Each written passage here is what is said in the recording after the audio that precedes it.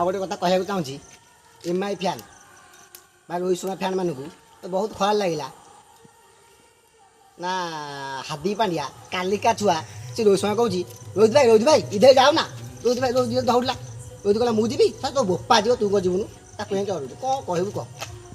ଏଇ ବର୍ଷ last match ଧୋନିଙ୍କର Dhoni ସାର୍ଙ୍କର ତେଣୁକରି ମୁଁ ଆର ବର୍ଷଠୁ ଆଉ IPL ଦେଖିବିନି। କ୍ରିକେଟ୍ ଖେଳୁଛି ମୁଁ ସତ 4ଟା ବେଳକୁ ଯାଇକି ପଡ଼ିଆରେ ଆମର କିନ୍ତୁ ଆଉ ଦେଖିବିନି ଖେଳ।